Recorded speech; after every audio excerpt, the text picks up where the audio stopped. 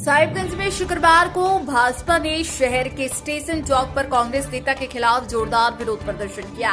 इस दौरान कांग्रेस नेता राहुल गांधी का पुतला दहन किया गया और भाजपा नेताओं ने तीखे शब्दों में कांग्रेस पार्टी और उनके नेतृत्व पर गंभीर आरोप लगाए। कांग्रेस परजीवी बन चुकी है और देश के अराजकता फैला रही है।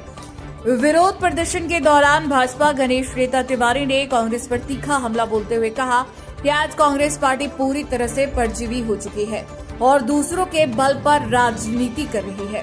उन्होंने कहा कांग्रेस पार्टी 1974 के छात्र आंदोलन के इतिहास को भूल चुकी है, जिसमें दमनकारी नीतियां अपनाते हुए छात्र नेताओं और विपक्षी नेताओं को जेल में डाला गया था। गणेश तिवारी ने राहुल गांधी पर निशाना साधते हुए आरोप लगाया कि विदेश में अराजकता और अस्थिरता फैलाने का प्रयास कर रहे हैं। उन्होंने कहा कि छात्रों और युवाओं को गुमराह करने वाले लोग आज देश हित की बात करने के बजाय अपनी राजनीतिक रोटियां सेक रहे हैं। किया जा रहा है। कांग्रेस पार्टी परजीवी हो गई। कांग्रेस पार्टी 74 के दिन भूल गई। कितना बड़ा 74 में आंदोलन, छात्र आंदोलन हुआ था। उस समय ये किसका देन था? इन कांग्रेसियों का देन था। और कांग्रेस ने मीसा के तहत छात्र नेता को जेल में बंद किया और जितने भी विपक्षी नेता थे सबको जेल में बंद किया। पत्रकारों पर प्रतिबंध लगाया और अभी तो कुछ नहीं है।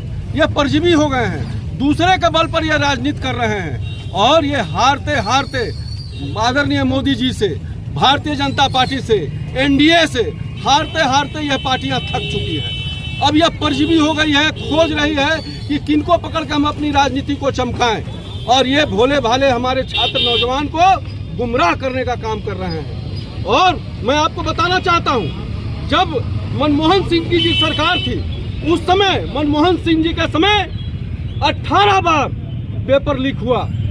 उस समय कांग्रेस वाले कहां गए थे?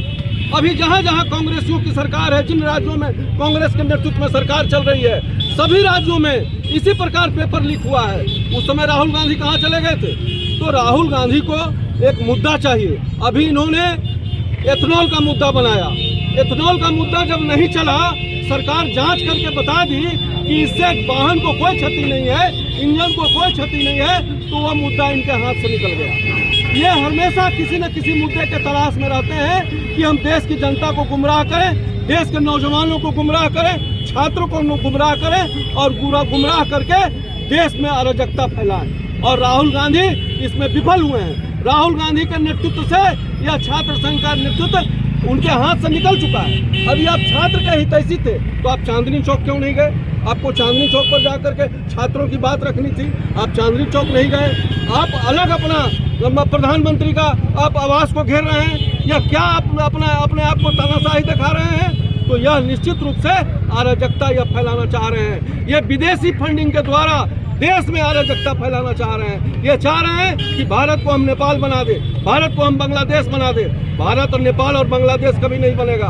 भारत भारत ही रहेगा। यह राहुल गांधी को समझना चाहिए। इससे उनकी छवि और गिरी है और वह इस देश में अराजकता फैलाने की जगह स्टूडेंट को गुमराह करने का प्रयास नहीं करें। अब मानसून अपना अनशन तोड़ दिए, उस पर नाराजगी है। कहते हैं कि अन्ना हजारे की तरह इन्होंने अन्ना हजारे की तरह अपने आप को अलग कर लिया। अरे भाई, कोई भी देश हित में सोचेगा, राष्ट्र हित में सोचेगा तो कांग्रेस को बुरा लगता है। कांग्रेस विदेशियों के हाथ में बिक गई है और उसी के नेतृत्व के अनुसार भारत में राजनीति करना चाहती है। इसलिए हम ये आज राहुल गांधी के पुतला दहन के माध्यम से हम देश की जनता को आगाह करना चाहते हैं, छात्र को, नौजवान को आगाह करना चाहते हैं।